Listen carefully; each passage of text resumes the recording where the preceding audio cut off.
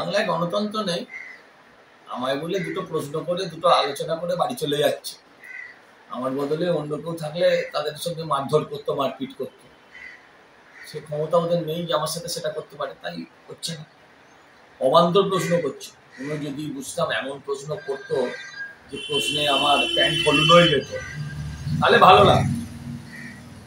হ্যাঁ, সত্যি এমন প্রশ্ন করছে, অবান্তর গাধার মতো প্রশ্ন, যে প্রশ্নগুলোর কোনো উত্তরই হয় না, বোকা বোকা। আমাকে প্রশ্ন করা হলো যে আপনাকে বিজেপিকে ভোট দেবো কেন, নোটায় ভোট দেবো না কেন। আচ্ছা, তারা তো তৃণমূল করে, তারা তো এটা প্রশ্ন করতে পারতো যে তৃণমূলকে ভোট দেবো না কেন, কেন বিজেপিকে ভোট দেবো।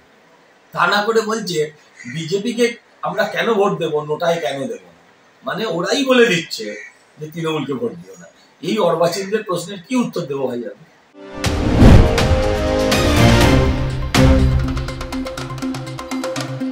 বেতন তো রাজ্য সরকারই দেওয়ার কথা। তো আমি জানি না এখন অব্দি এরকম কোনো নির্দেশ এসছে কিনা, যাদের চাকরি হারিয়েছে তাদের বেতন দিতে হবে, এটা আমার জানা নেই। আর বেতন তো দেওয়ার কথা রাজ্য সরকারেরই। এখন যাদের টাকা ফেরত দিতে বলেছে কোর্ট, তাদের বেতন কি করে আমি দিল আমার কাছে, আমার সত্যি জানা নেই। আমার এই বিষয়টা জানা নেই। আমি নিজে আমার এলাকা নিয়ে এত ব্যস্ত আছি, তাহলে আমি জানা নেই। আপনিও ঠিক করে জেনে আমায় বলবেন যে যাদের চাকরি বাতিল করে টাকা ফেরত দিতে বলেছে তারা কি করে আবার বেতন দিল, আমার জানা। কিন্তু এটা তো ঠিক যে এই যে চাকরি হারা হয়েছে ছেলে মেয়েগুলো, এটা তো এদের জন্যই হয়েছে। এটা তো এই চুরিগুলোকে এমন ভাবে একটা জায়গায় নিয়ে গেছে যার ফলে এইগুলো ছেলে মেয়েগুলো চাকরি হারা হয়েছে।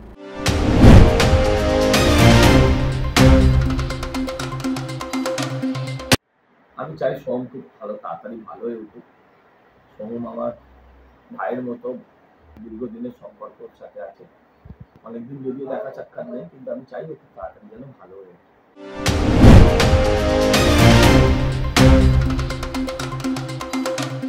এখন দেখুন, আমি জানি না 15 আগস্ট কি বলেছে এখন অব্দি, কিন্তু একটা রক্তদান শিবিরে সেখানে আর মানে যে কেউ মানুষ যেতে পারে, এটাই তো হওয়া উচিত। এটা হওয়া উচিত। কুণাল ঘোষ সারদার টাকা চুরি করেছে, তার দুর্নীতি আছে, তার দুর্নাম আছে, ভাঁট বকে, ইডিয়টিক বকে, যা বলে তাতে প্রতিদিন যতবার মুখ খোলে ততবার অন্তত 1000 খানেক করে তৃণমূলের ভোট কমে, সব ঠিক আছে। কিন্তু রক্তদান শিবিরে তাপস রায়, কুণাল ঘোষ দেখা হতেই পারে। সামাজিকতাটুকু তো কোথাও রাখতে হবে।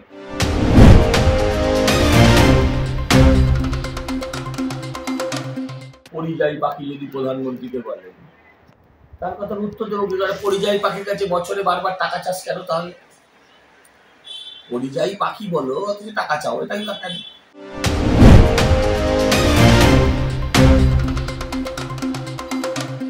যেখানে উদ্ধার হচ্ছে না সেটা বারুদের স্তূপে নেই, এটা কিন্তু বলাটা সঠিক না। পুরো পশ্চিমবঙ্গটাই বারুদের স্তূপের ওপর দাঁড়িয়ে আছে, এই বিষয়ে কারোর কোনো সন্দেহ থাকতে পারে। আপনারা দেখছেন ইউএন লাইভ, বাংলা খবরের শেষ কথা।